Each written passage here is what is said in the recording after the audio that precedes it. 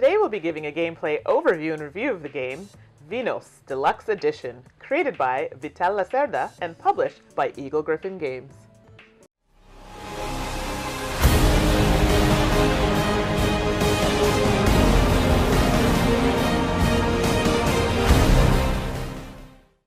Hello everyone, and welcome to another episode with To Die For Games. I'm Mandi, the board gaming pinup girl. My fellow hosts are Tracy, the gaming maven. Stephane, the games teacher. Timestamps are below, so click on the one that you're looking for. Like what you see, leave us a comment, and subscribe to see more content later. Vinhos Deluxe Edition plays in about 60 to 135 minutes, is suggested for ages 14 and up, and accommodates 1 to 4 players. We've got Vinhos Deluxe Edition all set up and ready to go, so let's get to it. Playing as wine producers in Portugal, players create wines and present them at fairs to establish the best reputation. So Tracy, tell us what's inside the box. A double-sided game board, 4 double-sided player boards, 4 player aids, 9 vintage tiles, 36 vineyard tiles, 19 winery tiles, 12 cellars, 24 wine experts, 6 Porto wine tiles, 104 wine tiles, 61 banknotes in various amounts, 12 oenologist meeples, 16 farmer meeples, 1-year taxation marker, 20 renowned cubes, 4 player action markers, 32 barrels, 8 of each player color, 40 discs, 10 of each player color, 4 feature markers for the 2010 reserve game, 20 fair tiles for the 2010 reserve game, 18 magnate action tiles for the special vintage 2016 game, 22 magnate multiplier tiles for the special vintage 2016 game, solitaire player cards, 1 reference book, and 2 rulebooks. Alright, now that we know what we are playing with, how do we set up? Mandi?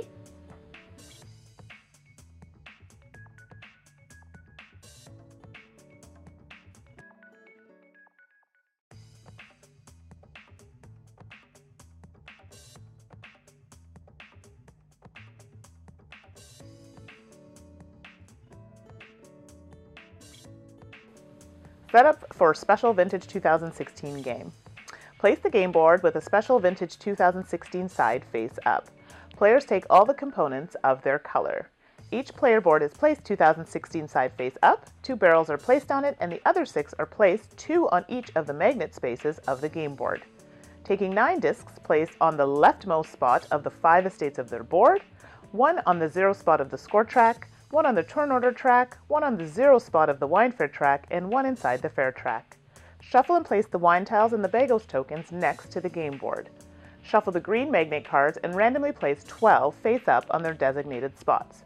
This is based on the number of players.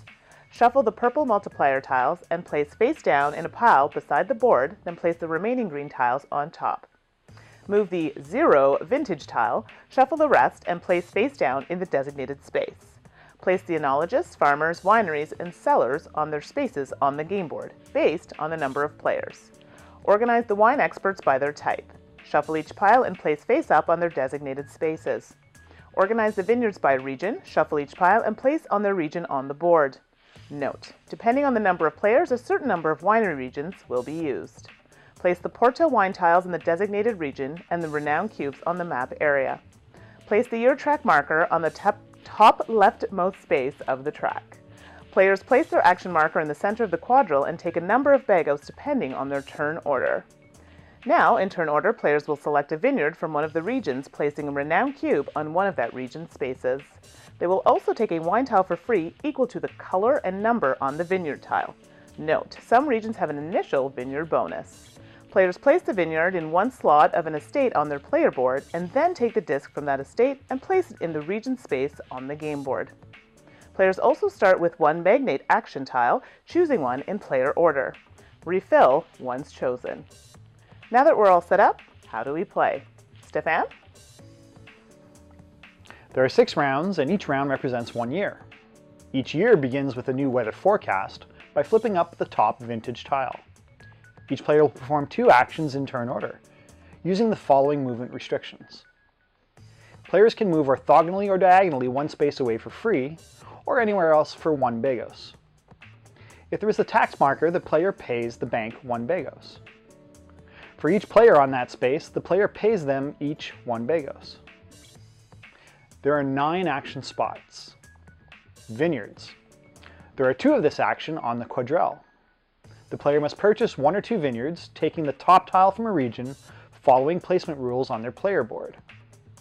If the vineyard is a new region, they will be placed in a new estate on their player board, and the disc placed in the region's space. Each time a vineyard is taken, a renown cube is placed in the space of that region. Cellars. Players must purchase 1 or 2 cellars for 3 bagos each, placing in an estate of their choice, covering one of the warehouses.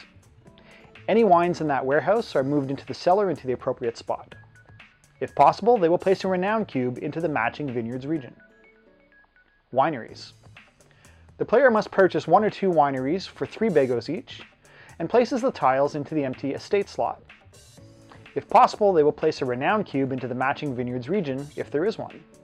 Note: each estate may have at most 2 wineries or 2 vineyards. Wine experts. Players must take 1 or 2 wine experts for 1 bago each. Players may play a single wine expert on a turn, turning them face down to execute their ability. Note: experts can be flipped back over after the first and second fairs. Enologists and farmers. Players must hire 1 or 2 workers. Each enologist is 3 bagos and must be placed on an open winery. Each farmer is 2 bagos and must be placed on an open vineyard. Exports. Players must export 1 or 2 wines. Choose a wine tile and calculate the wine value from the tile, 1 or 2 renown cubes spent, the cellar bonus, and any possible region bonus. For each wine exported, they must place 1 barrel from the board into an empty slot of their choice equal to the wine value used. They will discard the wine tile and immediately earn the victory points of the space the barrel was placed on. Sales. Players must sell 1 or 2 wines. Wine value is calculated as described in the export action. For each wine sold, they must place 1 barrel from the board into an empty slot of their choice equal to the wine value used.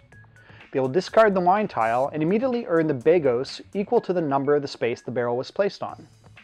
Note: red and white wines are placed on matching colored spots on the board. Pass and press release. This space is free for all players to get to and use. The players may pass this action turn, or issue a press release by performing the following 7 steps. 1. Declare which wine will be entered. Players can only enter 1 wine into each fair.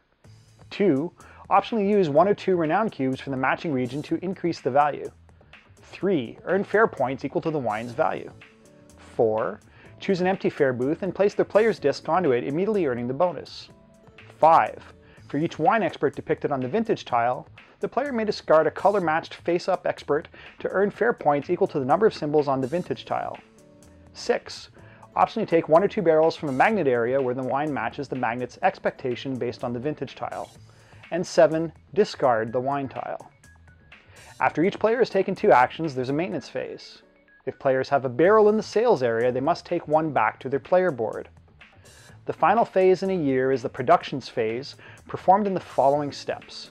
1. Age wine. Each wine is moved 1 space to the right in the warehouses and cellars. 2. Redistribute employees. Players may move their workers following the placement rules. 3. Produce wine by calculating each wine's quality and place that wine number in the leftmost slot in the warehouse or cellar of that estate. At the end of the 3rd, 5th, and 6th year, a fair happens. If there are any players who have not yet placed a wine in the fair by issuing a press release, they must do so now. Determine ranking based on fair points, and players will either receive points or a wine expert based on their fair ranking. Order of play is adjusted as per left to right placement of discs in the fair booths. All used magnet tiles and wine experts are turned face up. In the new player order, players can spend a wine token to buy 1 magnet tile. Players can buy more than 1 until all players have passed. So what is different about the 2010 Reserve Edition? Tracy? In the 2010 Reserve Edition, farmers cannot be bought. They can only be earned through the Ribateo region. A bank action replaces one of the vineyard actions. With this action, players can either deposit or withdraw money into their bank account by giving or taking bagos from the supply. It also allows players to invest or divest their money into their account and moving their investment marker up or down accordingly. People are limited to having 6 wine experts at any time. Players can retrieve barrels from establishments, but it must be 2 barrels and they must be from the same establishment. The magnate area has no tiles. At any time on a player's turn, they may discard a wine tile to move one of their barrels along one magnate track. Players can retrieve barrels from establishment, but it must be 2 barrels and they must be from the same establishment. The magnate area has no tiles.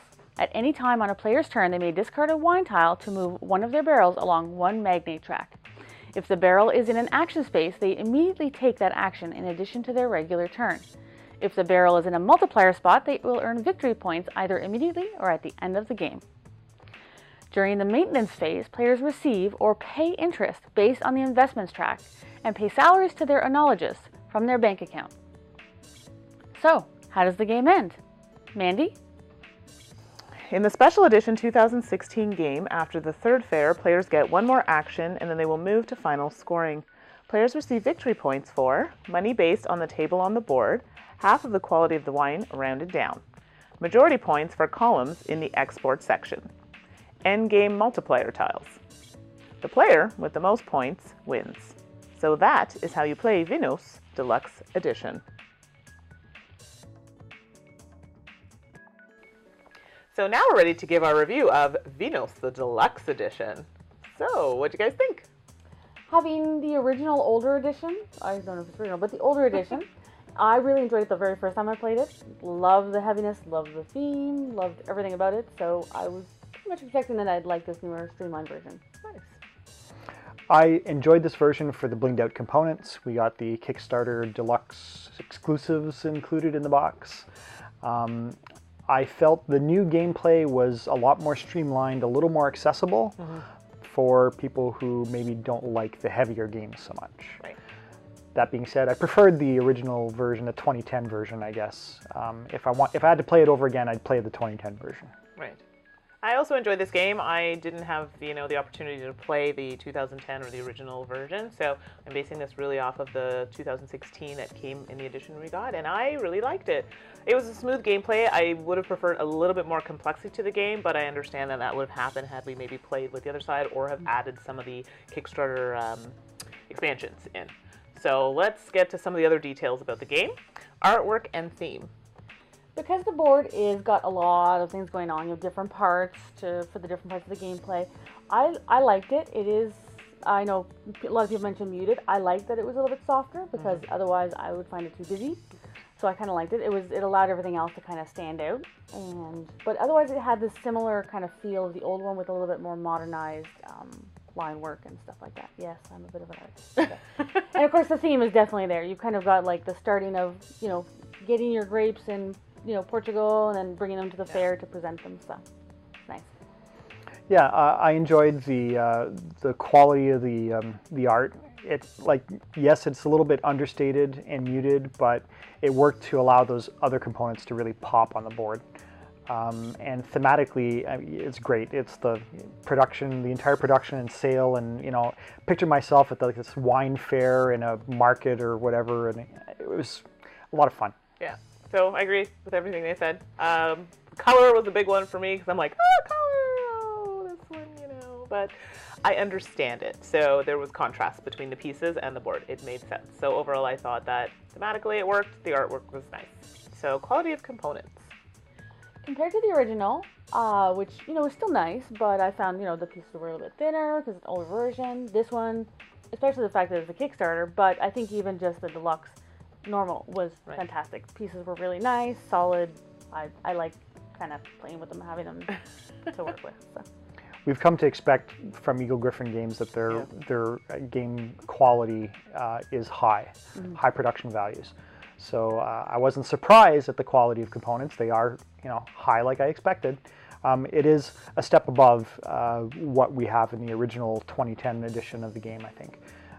So yeah, no, very, very good quality components. Yeah, so basing on what I saw in the box we received, I thought the quality of the components was really, really good. Happy to see lots of wood. I love wooden pieces. So, and the little bottles. I love that they had the Porto, the little wine bottles. I thought that was great. I know, it's so cute. I'm sorry, that just makes it even more thematic because it actually has the bottles. So things like that I can appreciate. Everything was really thick cardboard. So it just made you think the game was going to last. So, and again, as you said, Eagle Gryphon Games, they're known for that. So that was really well done. Game mechanics. it's good. Again, with I think the 2016 edition, it was a lot easier to pick up the mechanics. Like, there's still a little bit of figuring things out as the first round went on, but having experienced the 2010 edition before, I know there is some other stuff that's been streamlined in the newer 2010 edition, but I found it nice and easy to pick up. So anyone who wants to try a game with a lot of good mechanics but lighter, try the one version. And then if you're a gamer who likes a little bit more meat on their bone, then you go for the other side. So it was good. I agree with what she said, actually. Yeah. Not really much to add to that. So. Yeah, exactly. Okay, that's it all. That was pretty straightforward. So let's just go right down to similar games. So to me, as soon as we started pulling out the book and reading the rules, I'm like, this seems really reminiscent of a game. Oh wait, the Gallerist. So the theme is completely different, but I felt there was an ease in the gameplay. So even though it's daunting looking at all the pieces and the board, and oh my gosh, there were a lot of things on the board that kind of helped you along, so you weren't guessing. So I found it was a very smooth gameplay, even though there was a lot going on. So I don't know. So I found it was very close to the Gallerist, which I also found was another game that was really heavy, but smooth. I don't know, like a nice fine wine, smooth. See what I did there? Yeah, okay. So for me, that would be the one that comes to mind for me.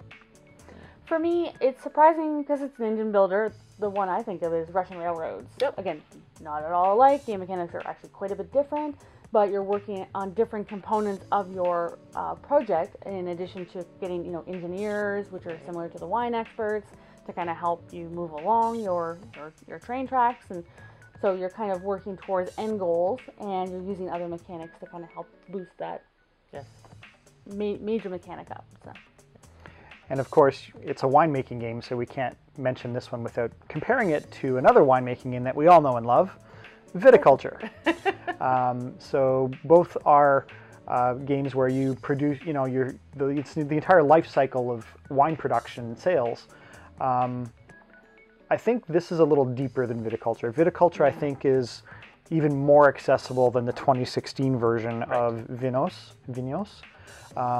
And I feel that they're different games. Even though thematically they share a lot in common, they're very different games. I enjoy both. I think this is more of a deeper gamer's game than Viticulture is. Yeah. So that's pretty good, actually. I can't think of any other ones. I think those ones are pretty close. So if you own any of these, you'll find it very similar. Final thoughts overall. And before I get to final thoughts, I just wanted to clarify, I don't know if I said it, the game we received had Kickstarter pieces, had all the expansions, so that is not in the original that was launched. So just in case you're looking through your box and going, where are my wooden pieces? It was in the Kickstarter Deluxe edition. So final thoughts, we'll just go down the line. One quick thing, I guess, Tom, we were talking about the box. The box. The components inside the box. Oh, yes. So there's one thing. Inside the box, when you got it all, you're like, oh, it's beautiful, and it fits really, really well.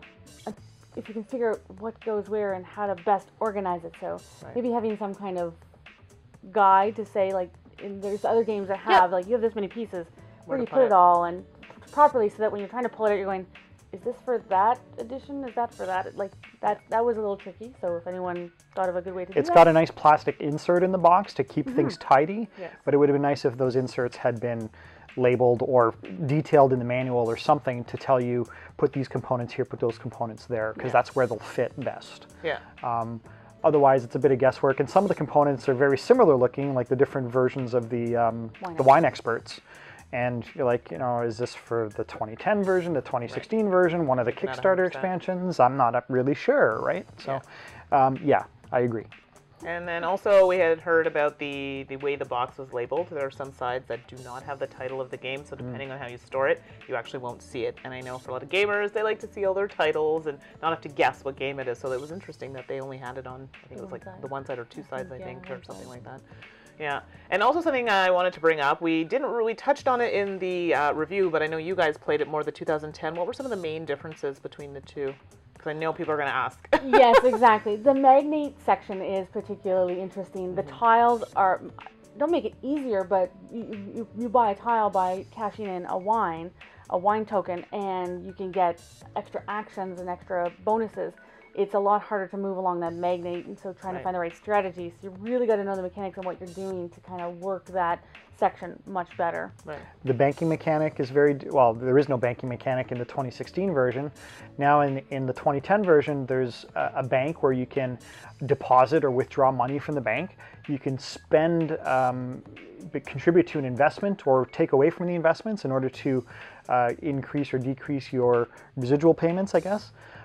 So yeah, it's very different, and the fare mechanic is very different as well, the wine fare. So there's quite a few differences. The 2010 version, it's definitely a more advanced game, and so expect the time on it to be commensurately longer as well. Okay, all right, good. Just I know people have asked, and I know they're going to ask when they watch this video. So those are the differences. So final thoughts down the line. Loved it when I first played it. Loved it when I played it again. So it's definitely a game that's going to come to the table more often now that I've gotten a chance to reacquaint myself with it. Nice. Yeah, liked our 2010 version. We still have it. Now we can play Mandi's 2016 version, and we'll come over and hang out more often playing wine games with Mandi. All of ours, but I'm going to keep it at my house.